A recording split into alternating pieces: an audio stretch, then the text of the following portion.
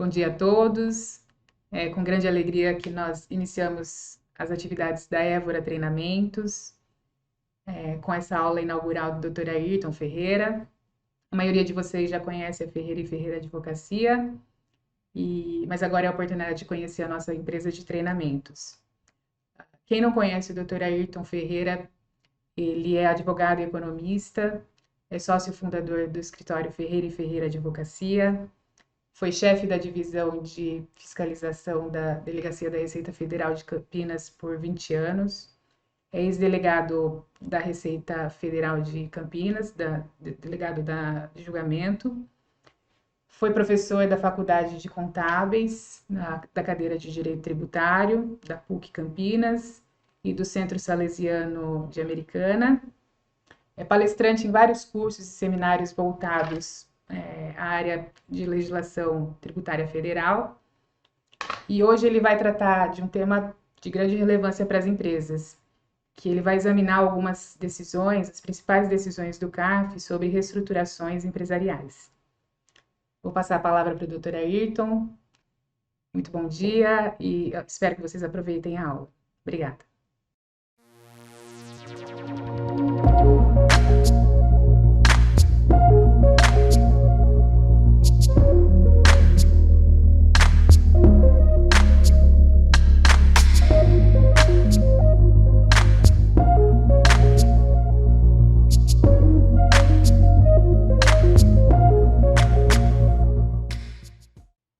Bom dia. Antecipadamente, eu agradeço a presença de todos e de todas. Agradeço os colegas do escritório que ajudaram a organizar esse seminário. Nós temos aqui no escritório um espaço para fazer esses encontros presenciais. Agora, por conta da pandemia, tornou-se necessário usar a tecnologia. E é a primeira vez que estamos fazendo por esse sistema. Espero que dê tudo certo. O tema escolhido para hoje são algumas decisões do CARF que envolveram elementos centrais sobre a segregação de atividade operacional empresarial. Basicamente é o seguinte, por conta da tributação monofásica de PIS e COFINS, algumas empresas dividiram a atividade em duas. Uma parte com a indústria, que seria acolhida pela regra da substituição, e uma outra empresa encarregada da comercialização. Até aí, não teria problema nenhum. Mas só que tem vários autos do fisco questionando essa reorganização sob a acusação de que a tributação incidente na indústria ficou aquém do que seria a tributação verdadeira, por conta da diferença de preço praticado pela indústria, que basicamente pegou o custo operacional para formar o preço e tributou com essa base, enquanto a empresa comercial do mesmo grupo vendeu por preços muito superiores. Veio o fisco e não aceitou esse planejamento e tributou nas empresas industriais com a base de cálculo do preço praticado pela comercial. Então, esse é o tema escolhido hoje de algumas decisões que foram publicadas nesse livro aqui, Planejamento Tributário sob a Ótica do CARF. Eu escolhi 4 decisões que foram examinadas neste livro, acessei os acordos do CARF e preparei um material para apresentar hoje. Normalmente, as segregações de atividades ela tem objetivos: racionalizar operações, isto é legítimo, não há problema nenhum. Depois nós vamos ver quando falarmos mais à frente do planejamento. Também segrega atividades, às vezes, para encaminhar questões sucessórias ou societárias e viabilizar, às vezes, ingresso e saída de investidores. Nessa reestruturação, normalmente a questão tributária tem um papel importante. Nós vamos ver aqui que a discussão que vai ser central é quando essa reestruturação tem como objetivo quase que único a questão tributária. Ou seja, é quando, ao invés de ser resultante da reestruturação, ela ter por objetivo único a questão tributária. É nesse ponto que o fisco questiona essas operações. Essa questão, na verdade, ela envolve um dilema que existe no direito, em especial no direito tributário, centrado na seguinte afirmativa. Existe o dilema entre o dever fundamental de pagar tributo, que é uma corrente, quando se vincula à questão do planejamento tributário, e uma outra corrente doutrinária que trata do direito fundamental de arcar com a menor carga tributária. As questões levantadas para encaminhar o nosso trabalho de hoje tendem a buscar resposta para as seguintes indagações. Quais foram os critérios utilizados para validar ou para invalidar as reestruturações? Então, isso nós vamos examinar nos acordos, um a um. Esses critérios mudaram no decorrer do tempo. Então, a variável tempo aqui é muito importante, porque também ficará evidenciado, quando concluir o exame dos acordos, que houve uma mudança no CARF sobre o crivo sobre esses planejamentos. Outra questão. A economia tributária foi decisiva neste exame? Se levou em conta? Evidentemente, se está no âmbito tributário, a resposta me parece quase que evidente.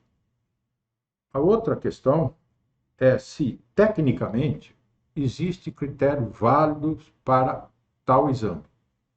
Ou seja, quais os critérios técnicos que existiriam no ordenamento jurídico para estabelecer o crivo da validade do planejamento. Por fim, o último ponto que será examinado é a questão da lei da liberdade econômica. Nós fizemos um encontro aqui no escritório e examinamos esta lei. É uma lei muito importante, que ela alterou algum dispositivo do Código Civil que interfere na matéria que vamos examinar. Agora, para fazer esse exame, precisa passar um pouco pela doutrina, pelas teorias que existem. Já antecipo que, quando cuida de teorias, de correntes doutrinárias, evidentemente que abre espaço para entendimentos diferentes, né? Aquelas duas diretrizes, né? Pagar o tributo ou a economia, já abre espaço para essas discussões. Nós vamos falar sobre o planejamento tributário. O planejamento, em geral, as empresas fazem o planejamento de todas as ordens. O planejamento, em palavras simples, é definir medidas, ações futuras tendentes a controlar o futuro. Talvez isso seja uma ambição dos humanos, querer ter um certo controle sobre o futuro. Isso é muito importante para as empresas, porque daí que saem os investimentos, a ampliação ou não das operações, etc. Na doutrina, o planejamento tributário ele se classifica em planejamento lícito, que é conhecido por elisão, elidir, né, a tributação, ou o planejamento ilícito, conhecido pelo termo evasão, que aí é escapar da tributação, mas de forma ilícita. Na doutrina, tem uma terceira via que chama elusão. Eu não sigo a terceira via, eu sigo essas duas aqui. A ilusão, os negócios seriam, os atos seriam de acordo com o ordenamento, mas teria simulação presente. Então, por conta disso, para mim, que eu acho que existe, de fato, as duas correntes. Mas eu entendo, eu sei que tem doutrina trabalhando com a terceira via. No tocante ao planejamento legítimo, tem 3 elementos a ser considerados. Isso aqui é conhecido de todo mundo, então eu vou passar bem rapidamente. Primeiro elemento, os atos praticados antes da ocorrência do fato gerador. Isso é fundamental. Às vezes, eu já fui consultado algumas vezes, numa empresa que tinha uma indústria afastada do centro da cidade. Mas a cidade cresceu e o centro expandiu. Aí a empresa, a indústria ficou incrustada no centro da cidade.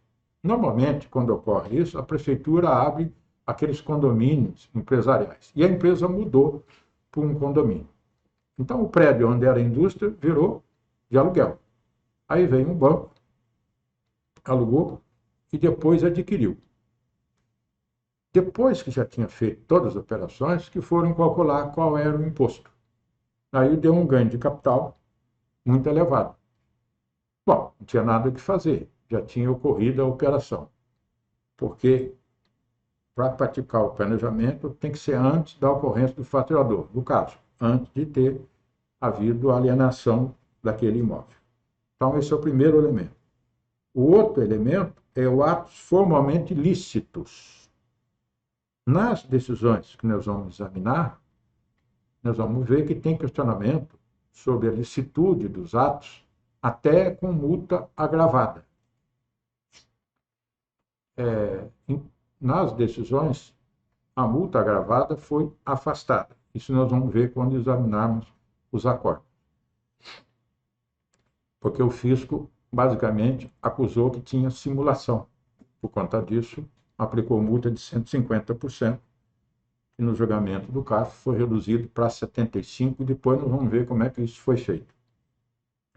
O terceiro elemento, os atos têm que ser reais, que não distorçam os propósitos objetivos das formas jurídicas. Este é um campo, nas decisões também nós vamos ver, que entra o campo da prova. A prova, para ver se o ato praticado era real. E nesse ponto, nós vamos verificar que o fisco mudou bastante a forma de conduzir o procedimento fiscal. Nos processos mais recentes, o levantamento de prova foi exaustivo. Esse já pode antecipar que é uma mudança em relação a essa matéria, que é a produção de prova que o fisco fez. Fica evidente, quando examina os acordos, que eles foram verificando os processos antigos e foram ampliando a coleta de prova.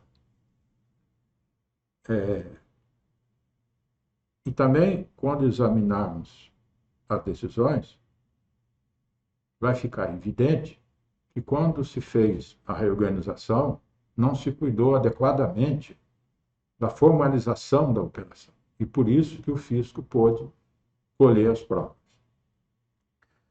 Do outro lado, tem o planejamento ilegítimo, a evasão. Atos artificiais que distorçam os propósitos objetivos das formas jurídicas. Normalmente com fraude, simulação, fraude à lei, essas figuras típicas que envolvem o planejamento. Um outro ponto, nessa breve introdução a ser destacado, é que o planejamento nunca deveria ser ilícito, porque isso seria uma contradição em termos. Daqui a pouquinho, nós vamos apontar as fases históricas do planejamento, tem três fases, pelo menos, mas a ilicitude está presente em todas elas. E o planejamento, onde é que ele tem o berço dele? Onde é que ele se assenta? O planejamento atua no âmbito da autonomia privada. A doutrina mais antiga trata disso na autonomia da vontade. No sistema mais moderno, na doutrina mais moderna, é autonomia no âmbito da autonomia privada, que é um direito constitucionalmente garantido aos contribuintes a partir do direito de propriedade, livre iniciativa, etc., de cuidar para ter uma tributação menor possível. Então, quando faz os negócios jurídicos, surge a autonomia da vontade, mas ela está vinculada à autonomia privada. E por que essa distinção? Porque na autonomia da vontade são questões particulares, subjetivas, enquanto na autonomia privada o ordenamento jurídico pode conferir maior segurança a esses planejamentos. Como eu já disse no começo, são valores contrapostos quando cuida de planejamento. É o dilema, pelo menos para mim, o dilema entre justiça e segurança jurídica. Eu sei que tem participante aí que é da área jurídica. E eu preciso fazer um registro aqui. Eu fui para o direito tardiamente. Antes, eu tinha feito contabilidade, economia, depois que fiz direito. Então, algo que me intrigava muito, quando eu tomei contato com o direito, é esse dilema. Nós vamos escolher a corrente que dá maior peso à justiça ou à segurança jurídica. Isto traduz quase que os valores que a pessoa se insere na sociedade. E eu noto, olhando para mim mesmo, conforme o tempo foi passando, eu fui mudando. Hoje em dia, eu penso que o que é mais importante é a segurança jurídica. Talvez seja porque a vivência vai nos indicando que, principalmente para os negócios, a segurança jurídica é muito importante. Não significa abdicar da justiça. Veja a discussão da reforma tributária, né, que são esses dois valores que envolvem. E fica nesse binômio aqui, né? Dever fundamental de pagar tributo. Eu tentei ler esse livro, né? Um livro, acho que de um autor alemão, né? É? Português? E o direito fundamental de pagar a menor carga. No sistema liberal, por exemplo, vai prevalecer o direito fundamental de pagar a menor carga tributária. Quando nós examinamos o debate sobre essa reforma tributária, fica evidente esses dois valores, que é o papel da ideologia na área tributária. E, por isso, surge uma postura perante a tributação, visão individual protetiva. Uma leitura da Constituição é que tem inúmeros elementos lá que tendem a dar proteção ao contribuinte, o quadro tributário também. E uma outra visão solidária modificadora. É onde vai entrar, nós vamos ver daqui a pouquinho, a questão da capacidade contributiva. Quem defende essa corrente? O conceito de capacidade contributiva constava da Constituição de 42, depois foi retirada pela emenda 18, e hoje, se eu não me engano, está no artigo 142. Estou pedindo ajuda aqui para a doutora. Está no 142 da Constituição, a capacidade contributiva. Um outro ponto que eu queria deixar registrado aqui nessa introdução é uma discussão que tem hoje, e eu assisto quase todos os seminários da ABRADET, lá de Minas Gerais, que é uma discussão a respeito a que ponto chegou o direito tributário. Porque separou para dar a pureza ao direito tributário, acabou dissociando o direito tributário da economia, às vezes, e principalmente do direito financeiro.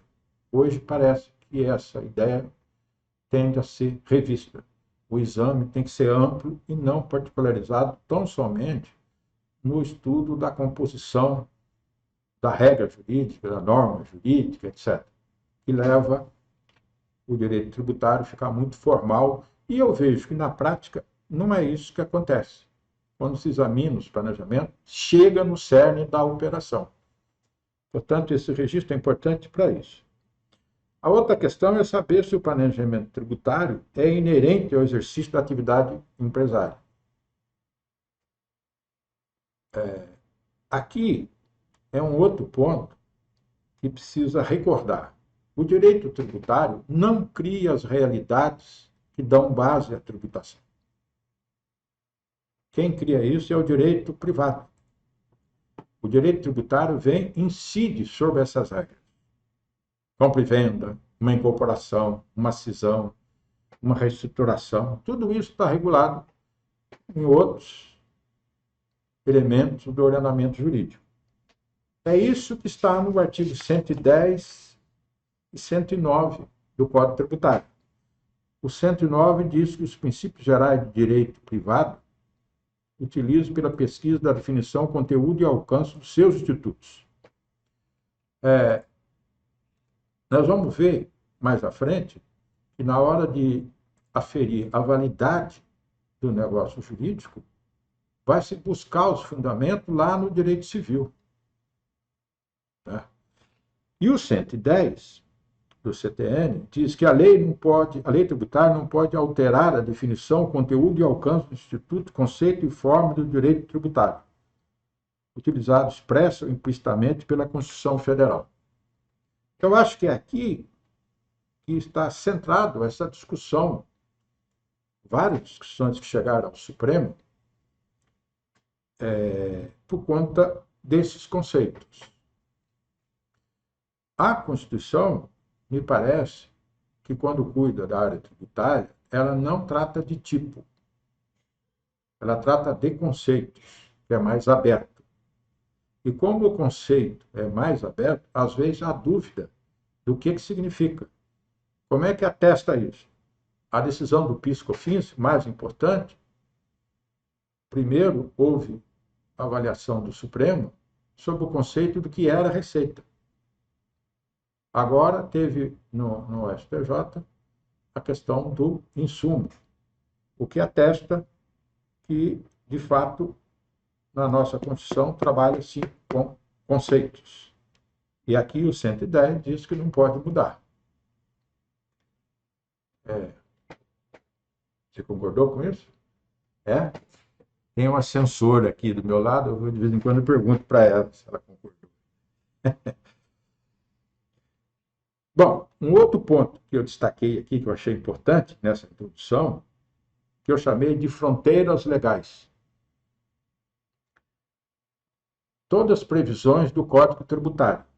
No artigo 149, 7, CTN, diz que os atos não podem ser praticados com dolo, fraude ou simulação. Isso é para dar a validade e o conteúdo dos atos.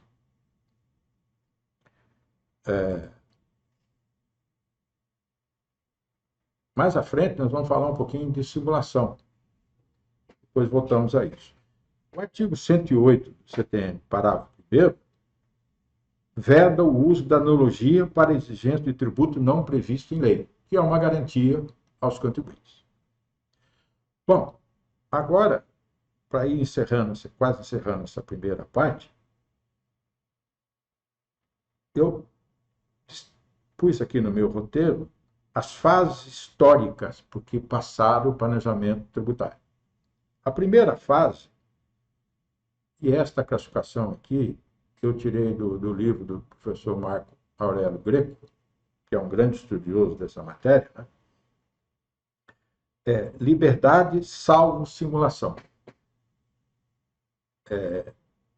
Basicamente, o principal autor dessa fase é o professor Sampaio Dória. Quer dizer, liberdade salvo simulação. Se tivesse simulação, não era planejamento. Não havendo simulação, significa os atos eram reais, concretos, etc.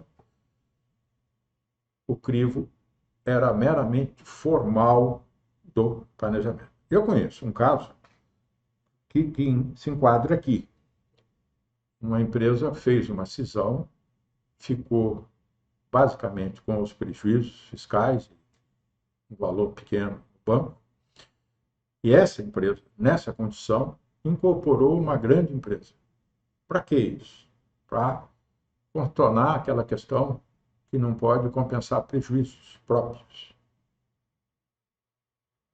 Aí fez invertida a incorporação. No CARF, esse caso foi afastado, o auto.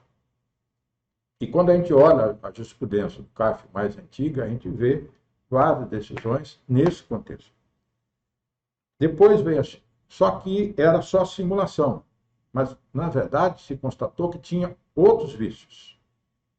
Tinha fraude à lei, etc., negócio indireto, negócio fiduciário, etc.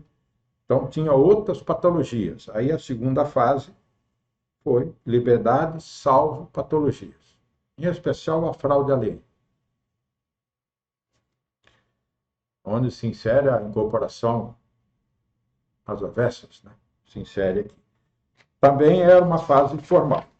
A terceira fase, que deve ser atual, é liberdade com capacidade contributiva. Aí, a avaliação passou para o campo material. Nessa fase, teve uma influência muito grande do livro do professor Marco Aurélio Greco, que ele trata da capacidade contributiva. Mas, por justiça, deve ser dito, no livro dele não tem defesa de tributar direto sobre a capacidade contributiva. Precisa ter lei prévia, etc. Apenas o livro dele defende que o planejamento, para ser válido, além das questões formais, deve levar em conta a capacidade contributiva. Agora vem um ponto que eu acho importante. O que não é planejamento? E às vezes a gente pensa que é planejamento. O fato de resultar menor ônus tributário, nem todas as figuras com esse efeito podem ser consideradas como abrangidas pelo conceito. Exemplo, prática de atos ilícitos. Isso não é planejamento. Extrafiscalidade e concessão de incentivos. Então, se o próprio direito, se as próprias regras jurídicas já dão um incentivo, o contribuinte só adere àquilo. É por isso que se diz que isso não é planejamento. Eu tenho lá minhas dúvidas nisso, porque às vezes significa mudar até de estado, né? Mudar, por exemplo, para Minas Gerais. Mas a doutrina diz que, nesse caso, não é planejamento, porque é uma mera adesão ao regime estabelecido no incentivo, que às vezes põe até condutas da empresa, com os funcionários, investimento, etc. É neste campo aqui, por exemplo, que tem uma discussão muito grande sobre a subvenção para investimento.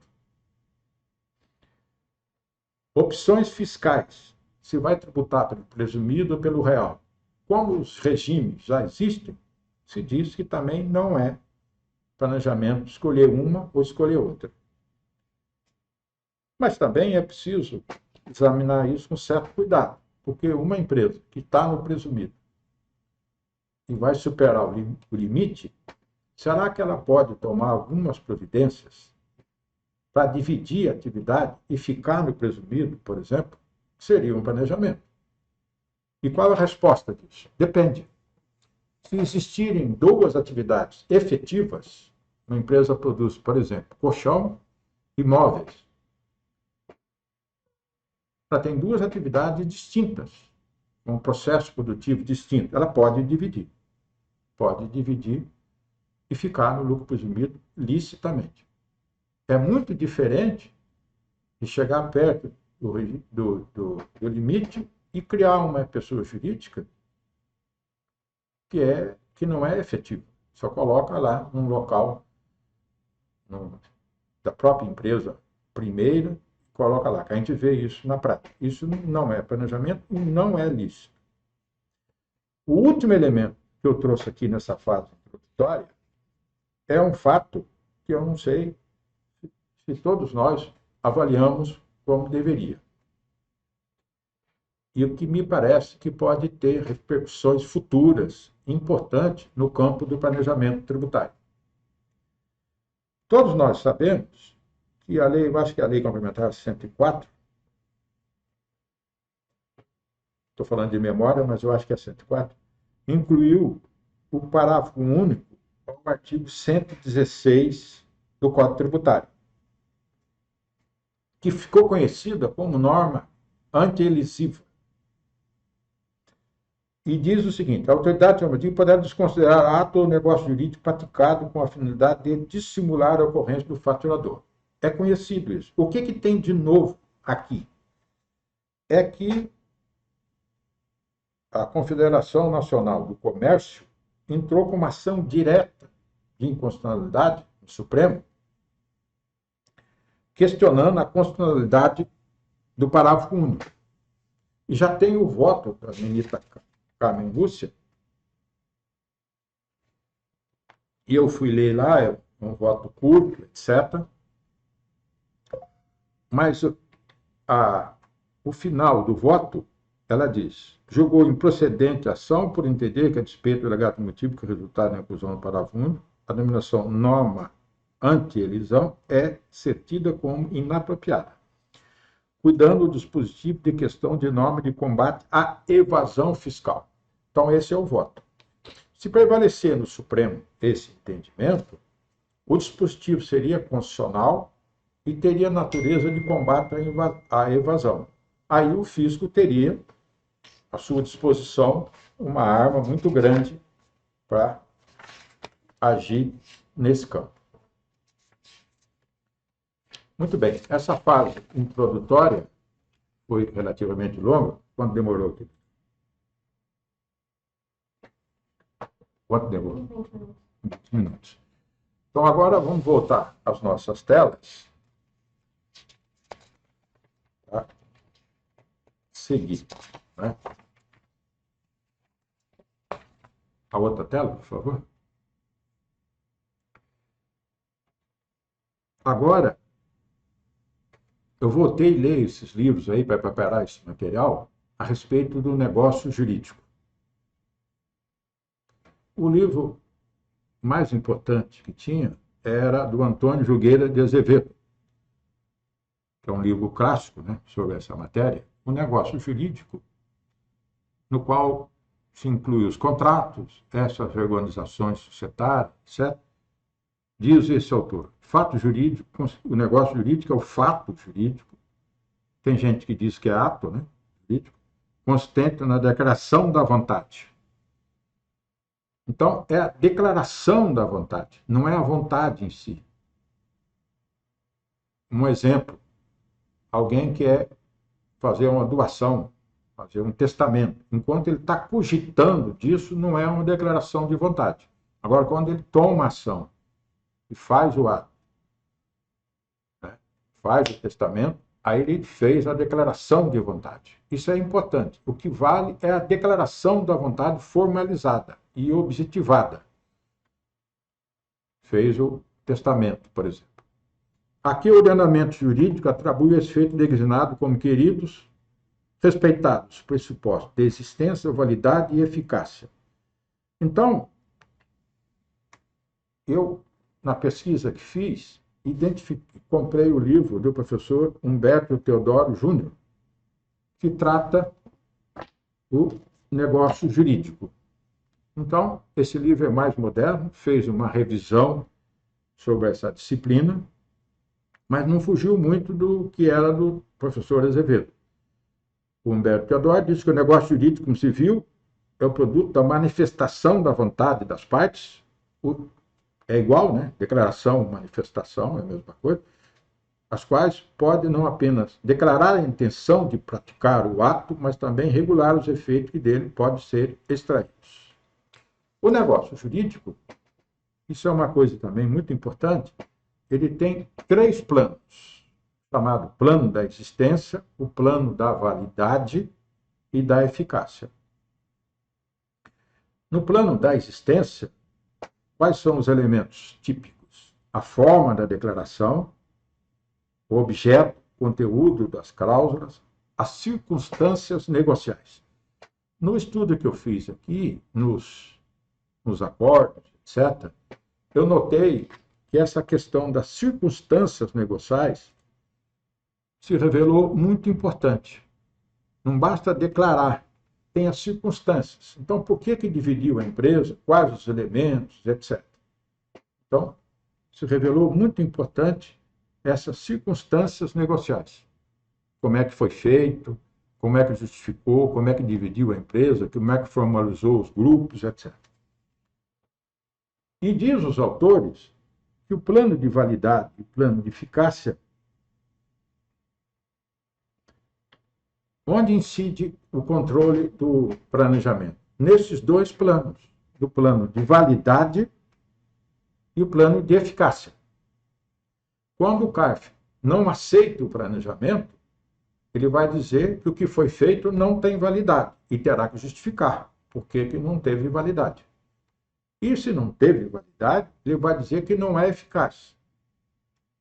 E nós vamos notar, quando for feito o exame dos acordos, que tem decisões, pelo menos 2 entre os 4, que negaram o provimento ao recurso do contribuinte e por razões distintas. Numa aceitando que teve simulação e no outro não. Mas mesmo dizendo que não teve simulação, recusou o planejamento. Ou seja, negou validade. E o que é validade? Está de acordo com as regras jurídicas. Qualidade do negócio jurídico existente. Na pesquisa que fui fazer, eu vi que tem uma grande discussão para saber se tem a autonomia privada ou autonomia da vontade, dá poderes para a parte para criar regras, né? Regras jurídicas, regras contratuais. Isso é evidente que dá. A questão é saber se dá poder para criar regras jurídicas inéditas, que não conste do ordenamento. É aqui que a doutrina diz que não. Tem que constar, tem que fazer o planejamento e seguir o modelo do negócio jurídico que se encontra no direito privado. Então, na verdade, não é que é inédito. E me pareceu que isso está correto, porque senão o princípio da legalidade estaria sendo afastado. Então, isso é uma coisa importante quando vai cuidar de planejamento. Está se estruturando um planejamento, vai fazer as operações, é preciso verificar se as regras que estão estabelecendo, elas guardam conformidade com a regra que consta do sistema, do ordenamento. Ou seja, o planejamento, em concreto, deve guardar conformidade com as regras que constam do ordenamento. E o plano de eficácia é verificar se o negócio está em situação de produzir o resultado jurídico ao qual for praticado. E aqui vem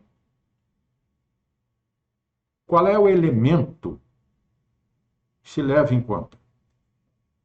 É a causa do negócio jurídico como elemento central da validade. Normalmente, quando se vai ler sobre essa matéria, nota-se que o negócio jurídico tem o motivo e a causa. O motivo é de ordem pessoal. A causa não, é de ordem econômica, empresarial, etc. Alguém quer comprar uma fazenda. A família decide comprar uma fazenda. Porque o avô tinha tal, a família gostaria de passar o final de semana lá. Isso são questões de ordem pessoais, motivo. E as questões concretas, ele vai adquirir, vai ficar com o bem e vai pagar o preço. correspondente. Eu me encontrei no livro de Caio Mário da Silva, né, um grande autor do direito privado, a definição de que causa é o fim econômico ou social reconhecido e garantido pelo direito, uma finalidade objetiva e determinante do negócio jurídico que o agente busca além da realização do ato em si mesmo. O professor Junqueira vai nessa linha, diz: vontade e causa não faz parte do negócio jurídico, são meios de correção do negócio. Eu acho que está correto isso aqui. Essa questão da causa, ela vai surgir mais diretamente quando se vai fazer o juízo de validade do negócio jurídico. Nas decisões, isso ficou muito claro. A causa é objetiva e dispensável ao negócio jurídico, sendo fonte geradora das obrigações e o fim econômico do negócio. A causa se identifica com a função econômica e social do negócio. No contrato de compra e venda, por exemplo, a causa do contrato para o vendedor, recebimento do preço, para o comprador, aquisição do bem.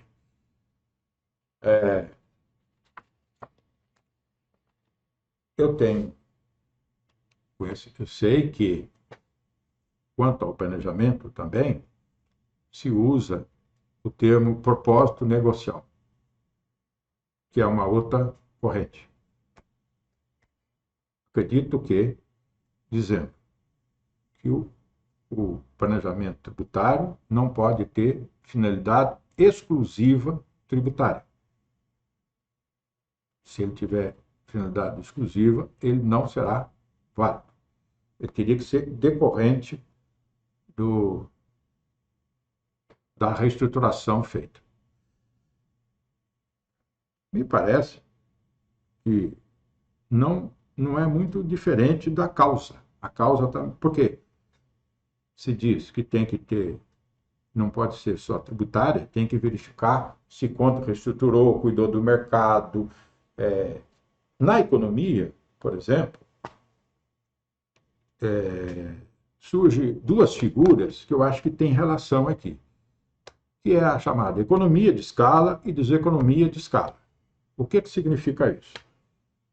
Às vezes, quando a empresa vai crescendo, ela tem crescimento e a planta vai crescendo, pela especialização das atividades, isso resulta em custo fixo médio menor. Isso é chamado de economia de escala, de crescimento. Mas isso tem um ponto. Chega um momento que a empresa cresce tanto que o custo começa a subir. Aí passa para a fase da deseconomia. É neste momento que se aconselha dividir a empresa, fazer uma reorganização, etc. Então, tanto pela via da causa ou do propósito negocial, tem meios para fazer o controle de validade do negócio jurídico. Aqui, por escolha minha aqui, eu sigo mais a questão da causa, que eu acho que é mais fácil fazer. Porque toda vez que vai examinar o negócio, a causa da operação fez uma cisão. Por que fez a cisão? Tanto é que a lei da SA diz que você tem que fazer um documento lá, né, instruindo a decisão, que é a justificativa, né, da cisão. Então, o critério, e eu notei também nas decisões, que essa questão da causa do negócio jurídico foi muito importante para a avaliação das decisões. Os partidários da propósito negocial possivelmente vão ficar bravos comigo, né? Mas tudo bem. Quando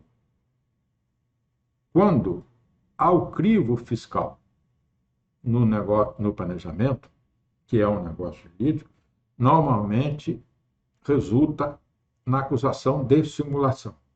Nós vamos ver nas decisões que quase todas elas têm essa acusação.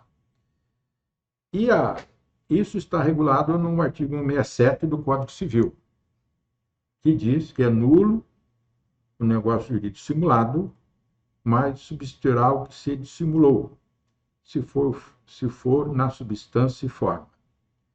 E aí surge a figura da simulação absoluta e relativa. Se a simulação for absoluta, não tem ato nenhum. Não é? Um exemplo. Ou faz um contrato dizendo que vendeu as propriedades, mas na verdade não vendeu de fato. É apenas para esvaziar o patrimônio, para responder pelas dúvidas. Quando as empresas se aproximam de recuperação judicial, esse cenário geralmente aparece. Então, é um ato que, na verdade, não aconteceu, concretamente. E a relativa, que é o que acontece nos planejamentos. O negócio aparente, aquele que apareceu, é desconsiderado. E permanece o negócio que não estava aparente, que é o dissimulado. Nas decisões, nós vamos ver isso. As empresas dividiram em duas para tributar na empresa comercial. Veio o fisco, não aceitou a reestruturação e disse o seguinte: não, continua sendo tributado na indústria, mas com o preço praticado pela comercial. Então, na simulação relativa é isso. Tem um negócio aparente e um negócio que estava oculto. Aí afasta o aparente e vem o que estava oculto. E é ele que vai resultar a tributação. Então, acho que aqui nesse artigo, deixa eu ver se tem mais alguma coisa. Haverá simulação quando? Aparentado, conferir, transmitir direito a pessoas diversas, as quais se realmente confere ou transmite. Ok. Que é a interposta pessoa. A figura da interposta pessoa, que também ocorre bastante na área tributária. Né? Coloca uma pessoa no contrato, mas ele só figurou, não é o verdadeiro parte, né, no negócio. Quando tiver declaração, confissão, condição ou cláusula não verdadeira. Eu acho que é aqui que vai incidir a causa. Vai verificar que o que foi feito não é verdadeiro. O instrumento particular for antidatado ou pós-datado. Essa é clássica também. Às vezes, quando muda a lei, né, e muda um regime que prejudica, eu já vi um caso assim, que estabelece uma data retroativamente para encaixar na lei antiga, que é o chamado antidatado ou pós-datado, se for o contrário. Né? O professor Humberto Teodoro, a respeito deste artigo, ele diz que não mais se discute a natureza da simulação. O negócio jurídico rolado de forma simulada é nulo. Diz que no Código Civil anterior, pelo que eu vi o registro dele, era um pouco diferente. Aqui está dito que é nulo, simulado. Então, é causa de nulidade. Isso explica aquelas fases, né, que era planejamento, salvo simulação, que aí não teria o negócio. E também ele registra que é dispensada a avaliação do dano.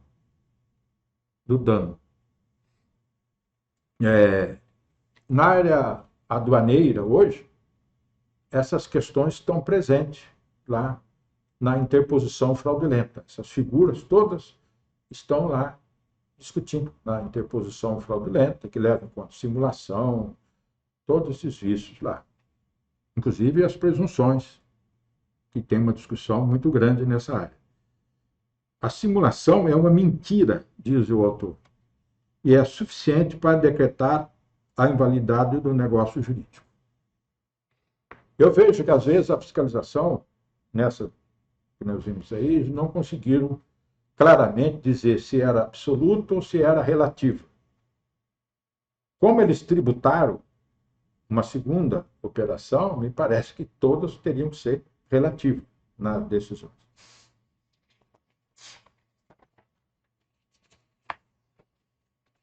Mais uma vez, para fechar isso aqui, a causa do negócio jurídico como elemento de avaliação fiscal do negócio jurídico. A causa identifica a função econômica e social do negócio, com afinidade prática e tal. E é um elemento concreto. Aí o autor, que chama Fábio Piovesan, não sei se a pronúncia certa é Bosa, eu acho que é, ele publicou um livro, Planejamento Tributário e Autonomia Privada, da Quartier, acho que é de 2015, eu vi. Ele diz que desde meados de 2005, os acordos preferidos pelo CARF têm se aproximado do conceito causalista da simulação.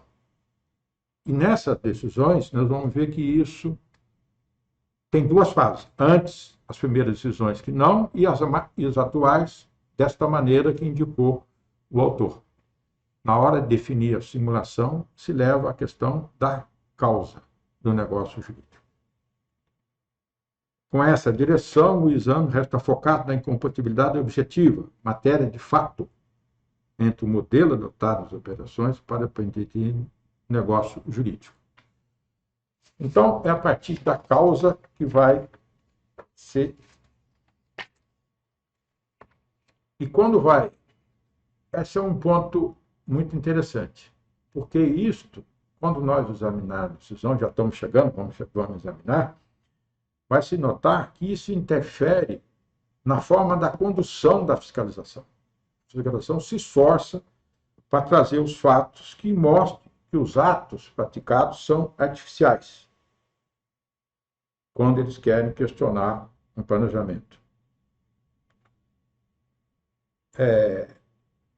Um ponto que me levou a refletir um pouco é o seguinte: o fato de dividir as atividades em duas, por si só, seria motivo para não admitir a operação? Não. Às vezes, a divisão, como eu já disse anteriormente, é perfeitamente justificada. Aquele caso do exemplo, quando tem duas atividades distintas, e a empresa vai dividir em duas, e assim continua tributado pelo presumido. E por que não deveria ser isso? Porque o direito de auto-organização resta assegurado. Porque a autonomia da privada permite a autogestão, permite que os contribuintes se organizem da forma mais adequada. Então, a desconstituição dessa reorganização, a desconsideração, demanda provas que indiquem a presença de relação societária artificial. É quando se vai examinar e não tem explicações reais para isso. Um dos casos que nós vamos ver aqui foi o ponto decisivo para o CARF negar provimento ao recurso, porque se verificou que a reestruturação não tinha nenhum ponto de contato com o mercado. Era uma coisa meramente interna, de organização interna dentro de grupo econômico. Essa questão resulta como já foi dito, da autonomia privada, que constitui uma esfera jurídica, pela lei, a liberdade de autogestão dos interesses privados, como diz o professor Humberto Teodoro. Bom, terminado a parte teórica, foi longa, né, doutor? Cansou? Cansou um pouquinho? É? Já está me questionando aqui que cansou. Né? Mas o que eu posso fazer? Então, agora vamos examinar, passar pelo primeiro acordo. Eu não pus nos slides, aí se você jogar o slide aqui, é o 34.01.03.266. E ele a data é importante aqui, ele é de 2016. Mas o ano calendário é de 2008. Por que eu disse que as datas são importantes? É por causa daquelas fases, né? Então, a ementa do acordo, ele vai aparecer aqui, doutor? Deixa eu ver. Está aqui. Está dito aqui, né? A ementa. Planejamento tributário abusivo. Subfaturamento. Ônus da prova. A acusação de subfaturamento das operações comerciais não pode ser presumida, devendo ser efetivamente comprovada, não bastando a indicação de meros indícios ou do fato de haver interdependência entre o comprador e vendedor para descaracterizar o valor da fatura comercial. Recurso de ofício negado. Isso é um registro importante. Quando consta que o recurso de ofício negado, significa que na decisão de primeira instância, a empresa já havia obtido uma decisão favorável. Por isso teve o recurso de ofício, né? Então, olhando os fatos apontados pelo fisco, ele diz que tinha uma diferença de quase 500% entre a empresa comercial e a empresa encarregada da industrialização. E aqui foi afastado o auto. E por quê? Esse aqui é mais antigo, né, de 2008. É quando tinha aquela medida provisória 497 que pretendia fazer a tributação basicamente monofásica, que não passou e só veio com a Lei 10.147. Então, esse é um processo antigo, que tem aquela discussão no IPI, a questão da praça do remetente, que se insere aqui, e, neste caso, foi afastado o auto de infração. Agora, aqui tem um fato muito importante, que é o item 6 deste acordo, que diz que as empresas já trabalhavam de forma dividida. O fisco constatou que era de 1994 e a empresa provou nos autos que desde 1974 ela tinha uma estrutura dúplice, a indústria e a comercial. Esse foi um elemento importante, porque esse elemento permitiu os conselheiros avaliar que o planejamento não foi feito para contornar a lei. A divisão era anterior. Possivelmente tivesse discussão de IPI nisso, mas não de PIS/COFINS.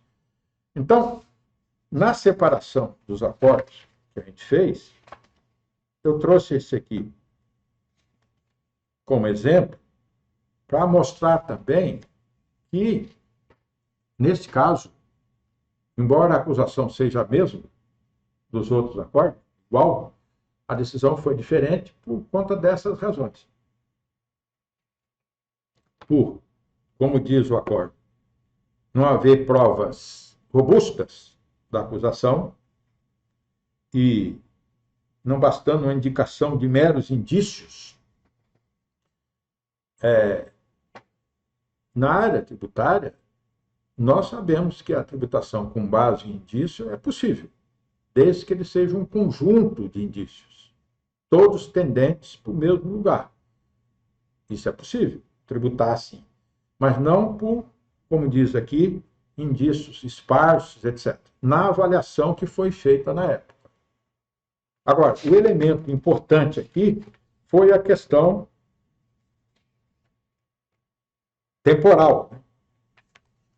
E a reestruturação é anterior à Lei 10.147, por exemplo, do PIS/COFINS, era muito anterior. Então, nesse caso, a própria decisão de primeira instância afastou e dizendo o seguinte, por isso que eu vou destacar aqui, que isso tem um elemento importante para depois a gente comparar com os outros acordos. Na decisão de primeira instância, foi a FAI, crédito tributário exonerado. Por isso que foi recurso de ofício. E o que está dito aqui? Tributação monofásica, empresas interdependentes. A legislação da contribuição do PIS, PASEP, não contempla tratamento diferenciado das transações com mercadoria sujeita à tributação monofásica, simplesmente por ser praticado em empresas interdependentes. Então, foi uma decisão. Todos os outros casos nós vamos ver que é interdependente, e aqui a própria delegacia de julgamento afastou, tá, por conta daqueles motivos, somente que a reestruturação era anterior. Bom, agora virar o acórdão. Aqui, qual que virar? Acabamos de ver esse, né? O 34. Agora é o 34. 34. 34. 34.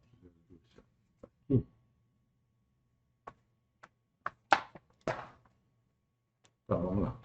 Operação de pessoas jurídicas em primeira fase da avaliação material, acordo 3403.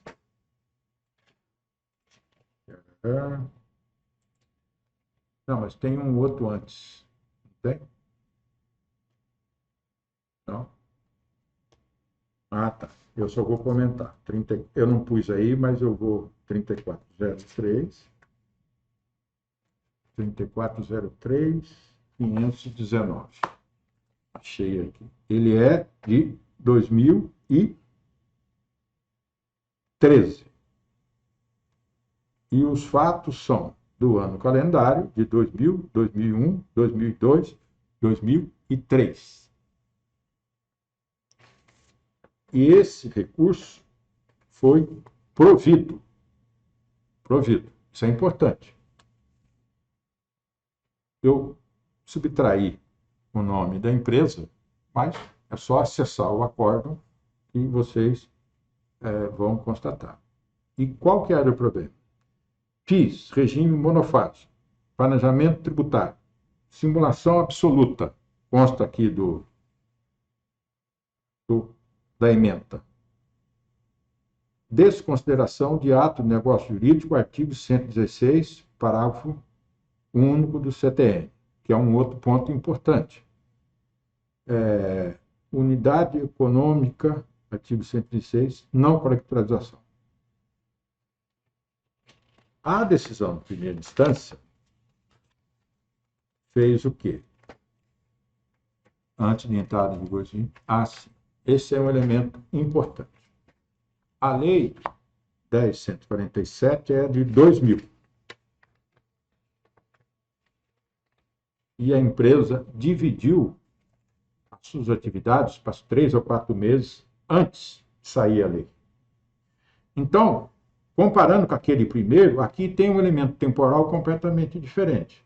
Ficou evidente que a reorganização foi por conta da lei, enquanto no primeiro não. Primeiro não.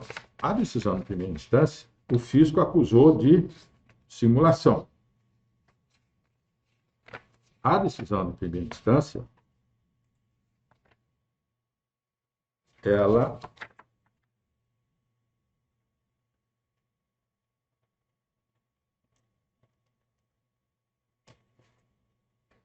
fraude à lei.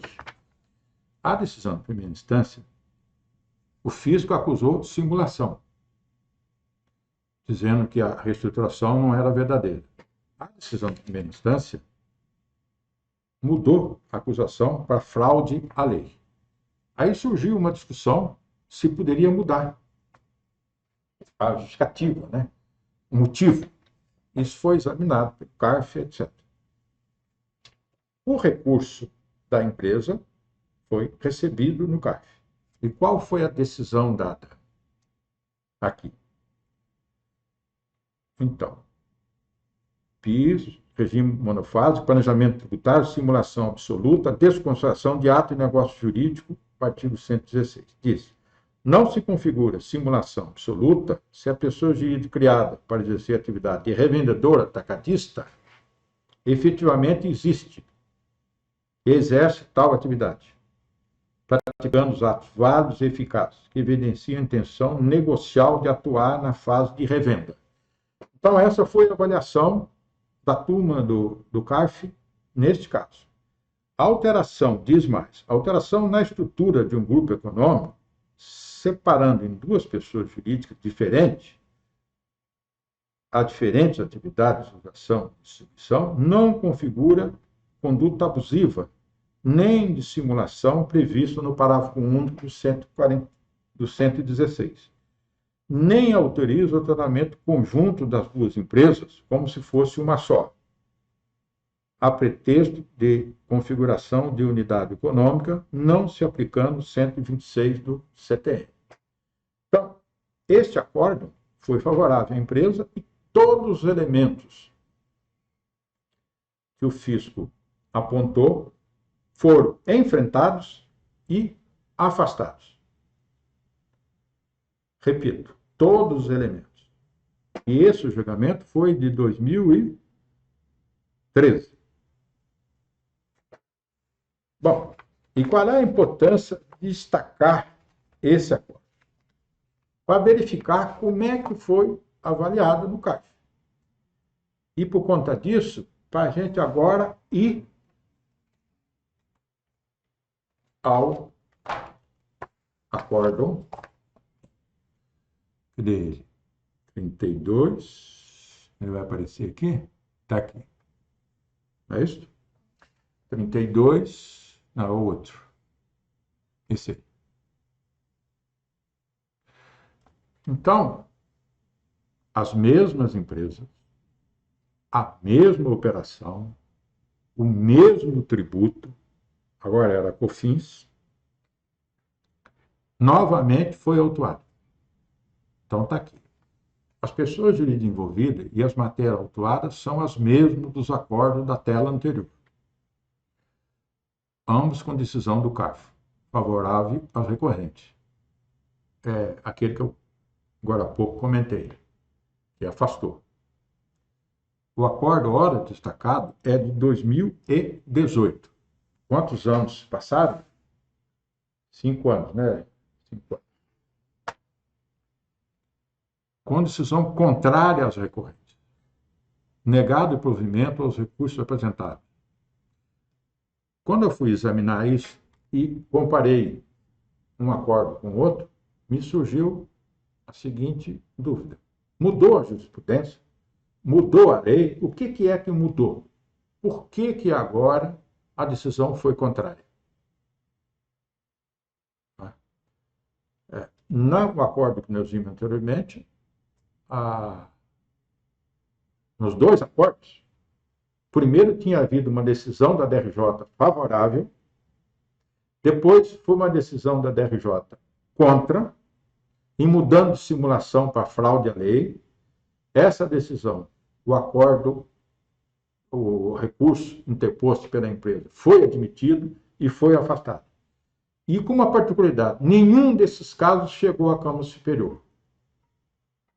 Nem o que nós vamos examinar agora, nem aqueles outros anteriores, porque não tinha precedentes para formar divergência.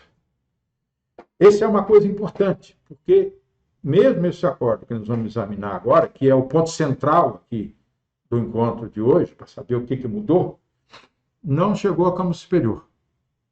Então, precisa registrar o seguinte: tem uma decisão contrária aos contribuintes. A pergunta que fica é o seguinte: isso vai formar precedente, se tiver outros autos no mesmo sentido, para a Procuradoria levar à Câmara Superior, já que teve uma mudança de entendimento, né, do CARF? Aqui eu tenho dúvida se isso vai acontecer, porque tem uma avaliação de carga de prova muito grande. Isso, às vezes, é óbvio para chegar à Câmara Superior. A Câmara Superior, hoje em dia, e eu faço algumas sustentações na Câmara Superior, a Câmara Superior de Recursos Fiscais, é meio parecido com o STJ. Não é parecido com o STF porque não faz controle de constitucional, mas é meio parecido com o STJ. São as câmaras superiores, as câmaras de vetos do sistema. Então, para essas câmaras, Câmara Superior, por exemplo, só chega a matéria jurídica. Não cabe examinar, rever, prova. Aliás, não passa no juízo de admissibilidade do recurso. É por isso que não subiu. Nem o recurso da Procuradoria e nem a empresa poderia fazer isso. Agora, a questão é saber o que mudou, né? Mudança do rumo. Outro elemento importante, eu já disse, não foi levado à Câmara Superior, o que dificultará. E quais os elementos que encaminharam a mudança? Agora eu vou examinar, aqui está a ementa do acordo, né? Aí, eu estou vendo aqui direto do acordo, né? Está ali. Que é do acordo. Aí diz o seguinte: recurso voluntário, empresas importadora, industrial, comercial, vinculação com afetação de preços domésticos, desconsideração dos preços nas transações entre partes vinculadas. Então, aqui já está indicando quais foram os fundamentos considerados pelos conselheiros para avaliar a questão. A fiscalização, diz aqui, demonstrou que houve afetação de preço domésticos entre empresas vinculadas. Tinha duas empresas vinculadas. Daqui a pouquinho eu vou dizer como é que elas nasceram. E do grupo, a prática de preço de transferência no mercado doméstico e a falta de comprovação de preço em condições de livre concorrência, que significa não é condições de mercado. E isso leva a pensar o quê em relação a este acordo?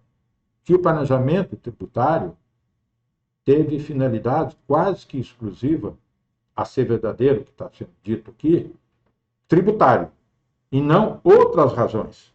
É o que está dizendo aqui. Levou à desconsideração dos preços praticados entre as partes vinculadas. Foram considerados os preços praticados pela entidade comercial quando da venda para terceiros não vinculados. Como é que foi feito? O fisco tinha feito isso. Ele tinha tributado na empresa comercial, porque é ela que era atingida pela regra do PIS/COFINS, mas com o preço praticado pela comercial. E é isso que o CARF autorizou. Só que eles afastaram a multa de 150%, porque o fisco acusou de simulação. Por isso que agravou a multa. E eles afastaram, dizendo o seguinte: inexistência de dolo, afetação de preços em função da vinculação entre as entidades não constitui fraude ou simulação. A favor do sujeito passivo, a outra que eu acabei de ver, disseram que tinha simulação. Aqui estão dizendo que não tem simulação. A favor do sujeito passivo, então, a prestação de informações contábeis fiscais de forma regular. Logo, a divergência entre o sujeito passivo e a fiscalização, quanto à operação do planejamento tributário, seria insuficiente para caracterizar a fraude ou simulação. Por que eles estão dizendo isso? Porque todas as provas colhidas foram à base dos elementos da própria empresa. Então, o que os conselheiros estão dizendo? Não teve nada escondido. Tanto não teve nada escondido que o fisco teve acesso a tudo. É isso que eles estão dizendo aqui. Então, seriam insuficientes para configurar a fraude ou simulação. E não autoriza a qualificação de multa de ofício. Então, a multa de 150 caiu para 75. Agora tem um outro ponto aqui que eu achei muito diferente, né?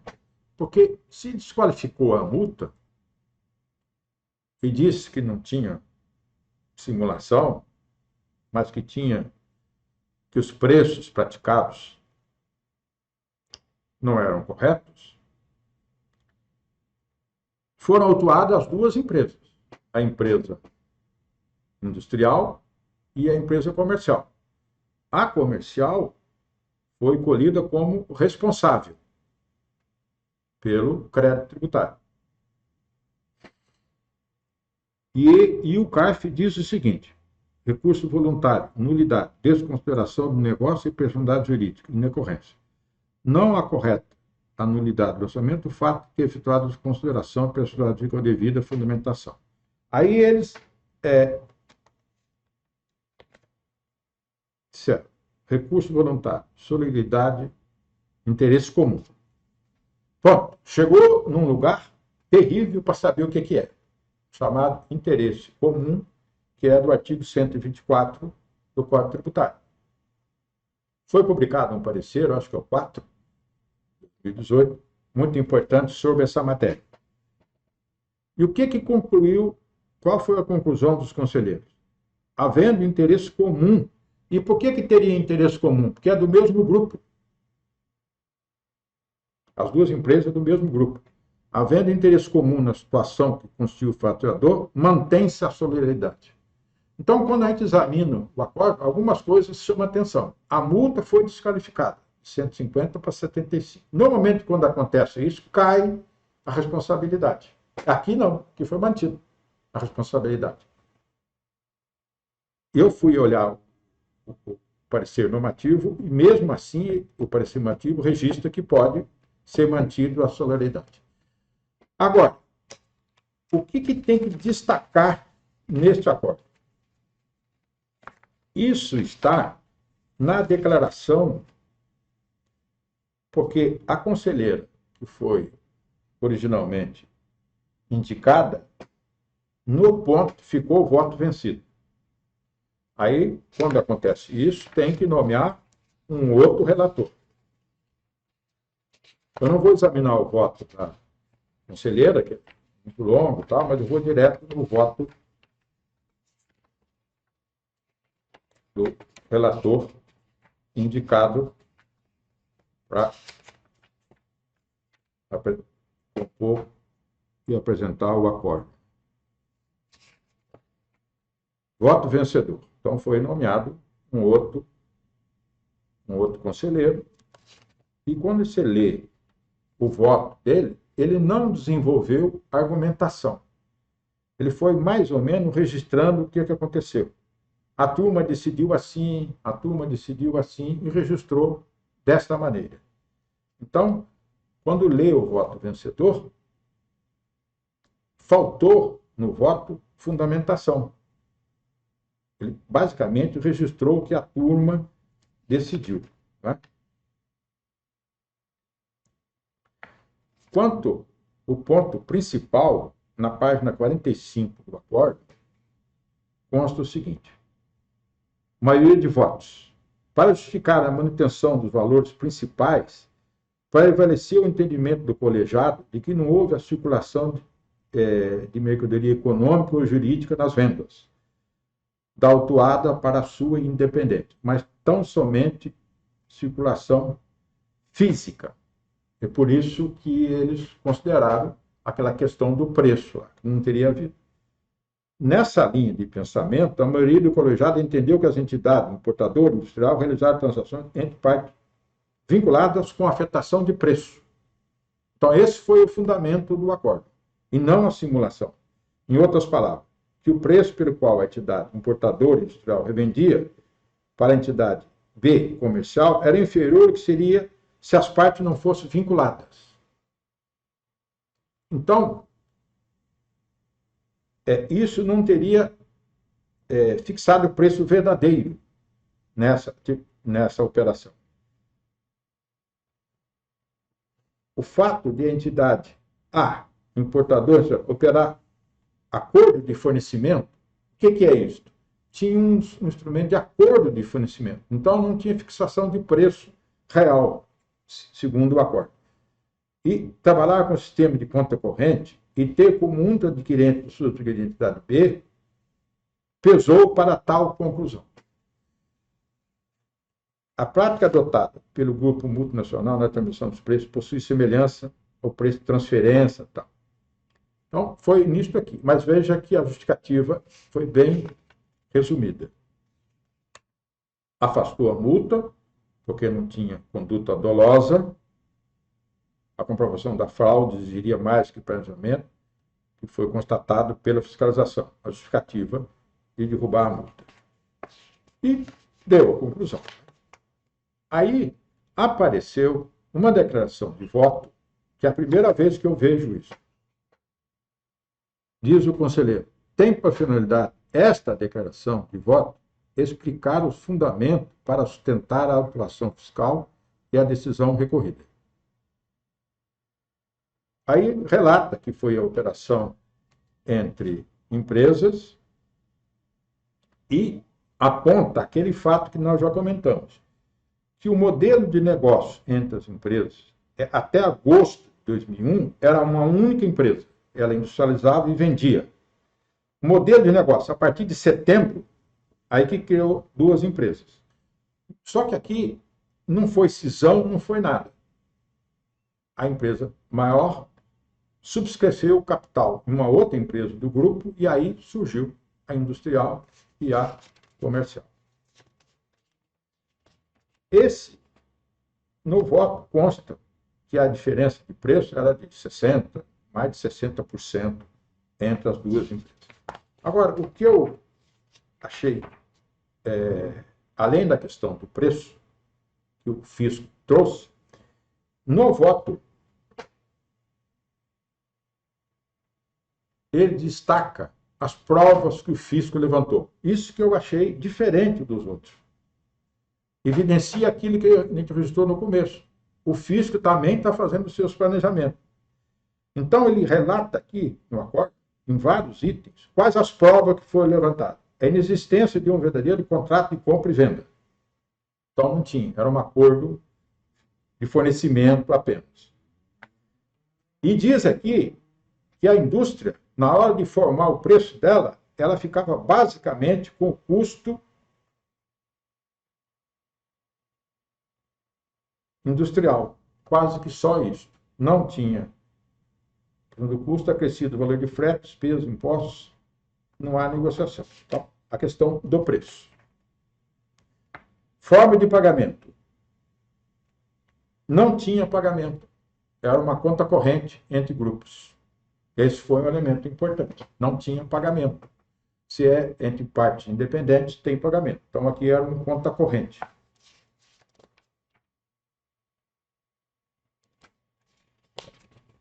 O que mais que foi destacado? Contrato de empréstimos. Acho que aqui chega um ponto muito importante. Quando acontece esse tipo de planejamento, que cria uma empresa que está vinculada a outra, e esta aqui, a industrial, é que vai ser tributada, e ela pratica um preço aquém do que seria verdadeiro, o que acontece? Ela fica dependente financeiramente da empresa comercial. O fisco mostrou isso através do conta corrente. Na verdade, a empresa industrial era financiada pela outra. E era compensação de preço. O depósito fechado era o mesmo utilizado. Tudo isso o fisco levantou. O que mais?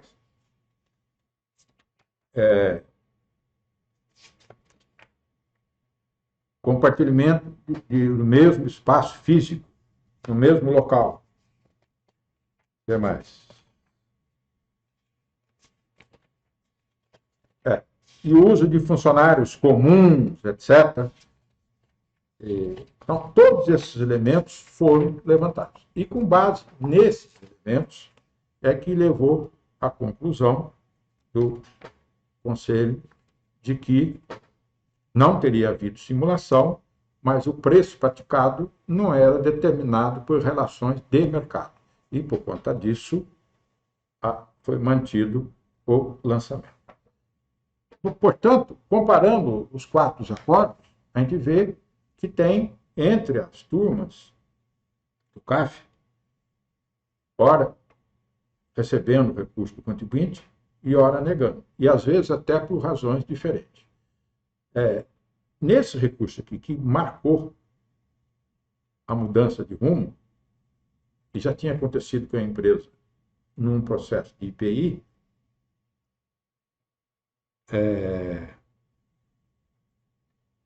ficou claro que o CAF levou para a questão real das operações. Então, em conclusão disso, poderia-se dizer, olhando esse último acordo, o que o CAF mudou disso? Olhando com calma, percebe-se que o simples fato de haver tributação monofásica em uma e depois na resto da cadeia ser alíquota zero, que é o caso, o simples fato de se organizar para isto, aparentemente, não autoriza a autuação. Por que houve autuação e por que o Conselho, de fato, mudou o entendimento?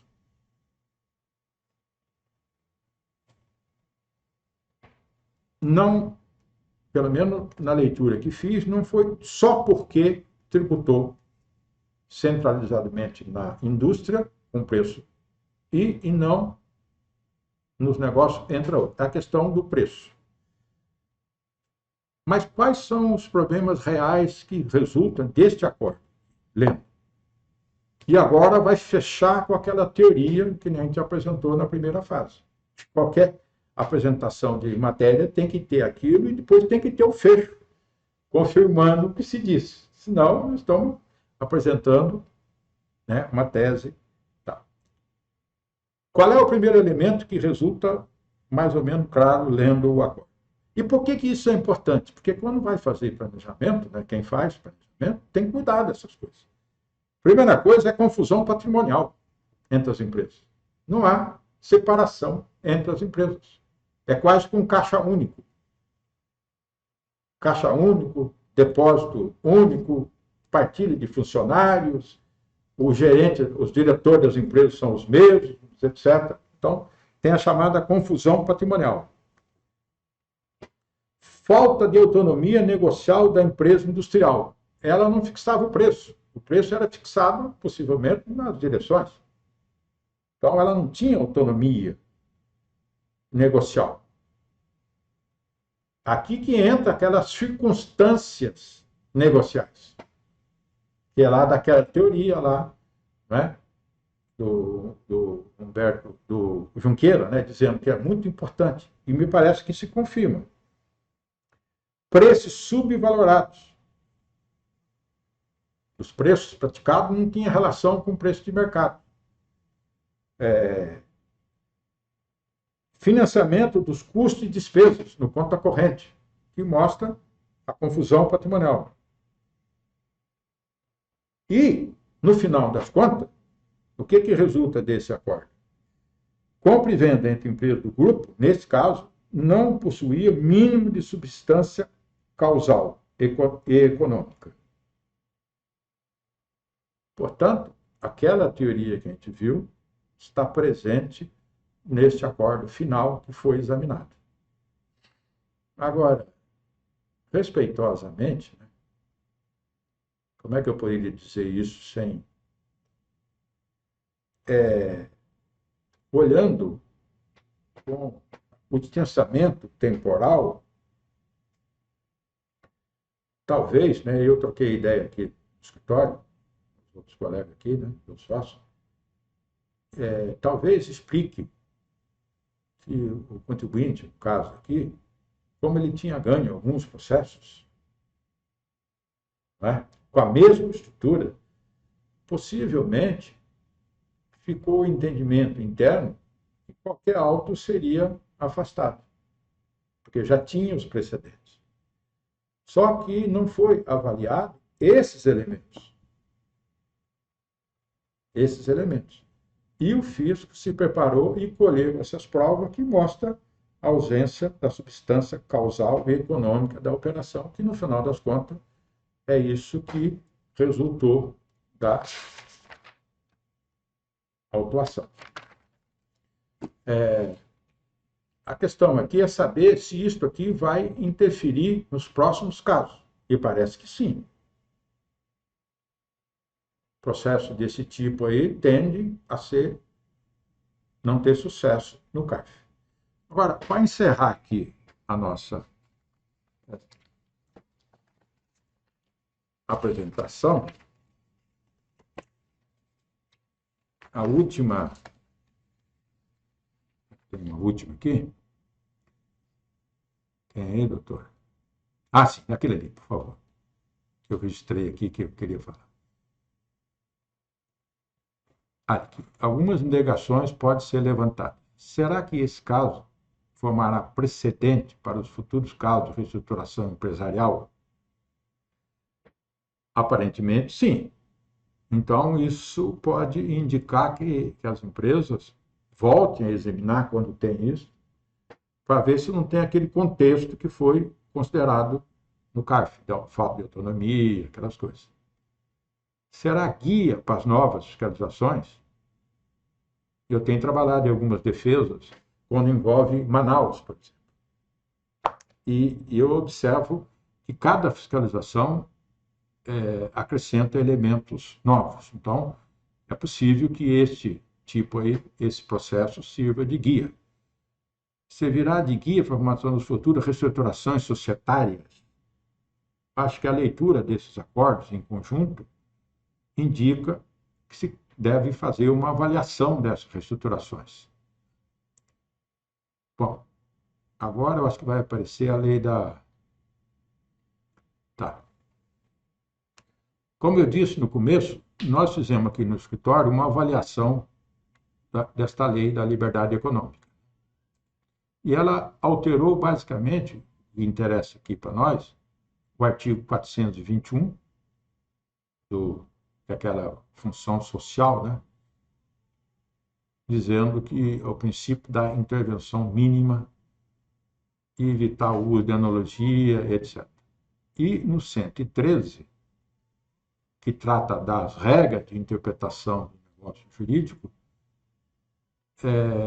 fortalecendo a segurança, proibindo o abuso na aplicação dos princípios como boa-fé, função social, equilíbrio econômico, em detrimento da autonomia privada e da força obrigatória do contrato. Tenho para mim que, nos casos futuros, essa questão da lei da liberdade econômica possivelmente vai aparecer nas defesas, coisa que não apareceu aqui, porque essa lei é mais recente.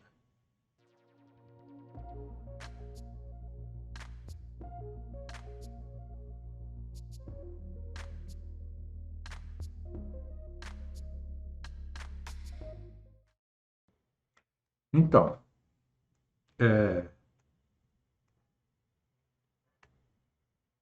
eu acho que no direito brasileiro, a causa do negócio jurídico, pelo que eu vi das decisões, né, que nós apresentamos, ela significou mais do que o propósito negocial. Sobre o propósito negocial, há uma discussão se isso foi recepcionado no ordenamento. Eu acho que quem trata da proposta negocial é o professor Marco Aurélio Greco. Trouxe. Pelas decisões que eu olhei, eu vi que levou mais em conta a questão da causa do negócio, que na minha cabeça se aproxima um pouco do propósito negocial. Porque o propósito negocial é o seguinte: além da economia tributária em si, precisa haver razões outras, extras tributárias. Então, mas nessas decisões que eu vi aqui, não foi isso que se levou em conta. Levou em conta a causa do negócio jurídico.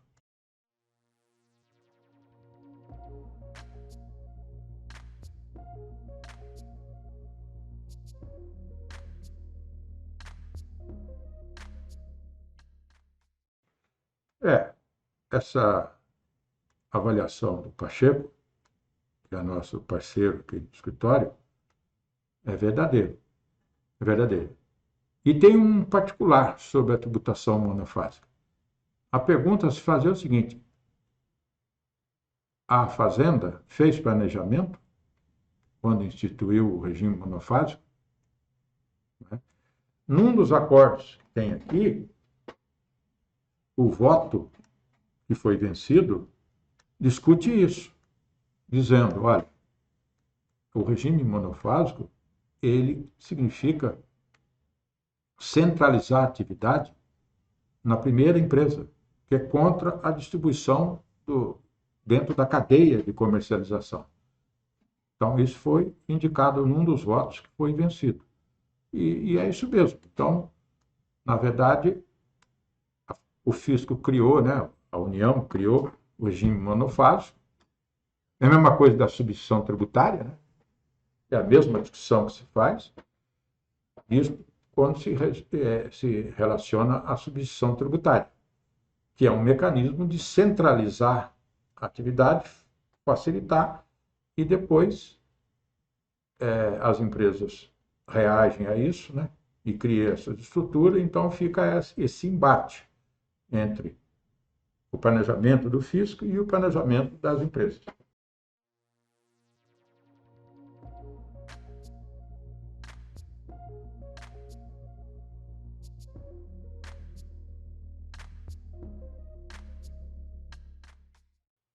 Então, como eu trabalho há muito tempo na área tributária e agradeço aí a avaliação, né? E ele deve ser jovem, né? Por isso que estou falando. Quando a gente vai ficando jovem com mais tempo, a gente vai deixando de ser especialista, passa a ampliar. Eu sempre trabalhei bastante no imposto sobre a renda. Hoje em dia, não.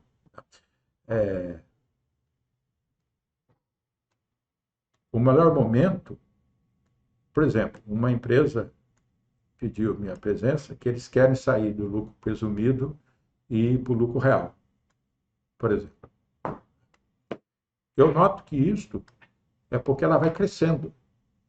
Então, vai crescendo, aí a estrutura exige outros controles, etc. Margem de lucro, por exemplo, no supermercado não tem como ficar no presumido.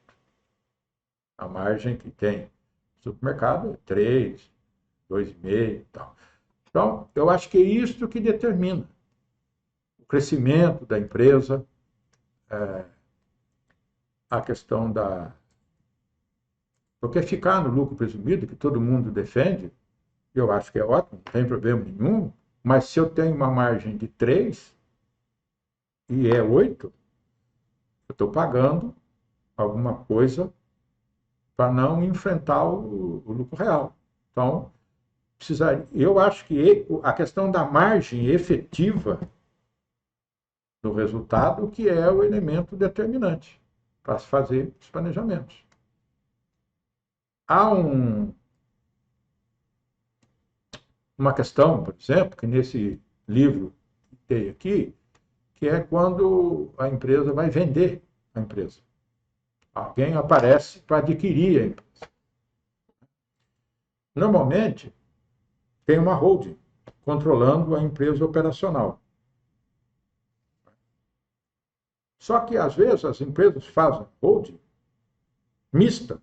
Tem as cotas societárias e tem os bens. Aí, quando vai vender, reduz o capital e devolve o valor da participação para os sócios. Aí vem o fisco e autua. Porque reduzir capital não é tão simples. Precisa ter capital ocioso. Então, vamos lá. Como é que poderia fazer?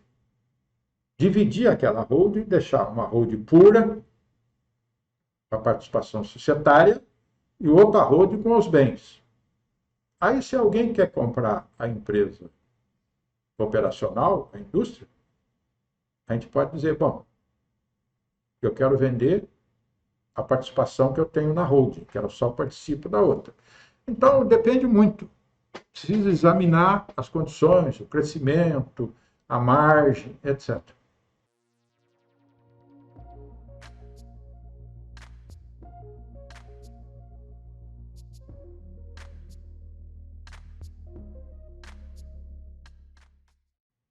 O propósito negocial, né, tem decisões, né? Quando fui pesquisar, eu vi que tem decisões levando em conta o propósito negocial. Mas no direito, nesses acordos que nós examinamos, nós vimos que não foi isso que foi utilizado. Foi utilizado as regras do direito civil. E por que é assim? Porque o direito tributário toma de empréstimo os institutos regulados, basicamente pelo direito civil. Né? Quanto ao direito civil, né, eu não sou especialista nisso, não, mas eu também observo que o direito civil se enquadrou no regime constitucional, muito fortemente. Então, não sei o que vai acontecer com o propósito negocial. É uma corrente doutrinária que defende isso. O que mais que tem? Vamos fechar? Na verdade, o que nós gostaríamos mesmo é ter feito esse encontro aqui de forma presencial. Tem um ambiente aqui para isso, mas, por conta das circunstâncias atuais, resolvemos fazer remotamente. Às vezes eu me enrolo um pouco com a tecnologia aqui e tal, mas tem os jovens aqui que me socorrem. Eu quero agradecer a presença de todos e dizer que estamos sempre à disposição das empresas, dos contribuintes, etc. Muito obrigado a todos. Um abraço a todos.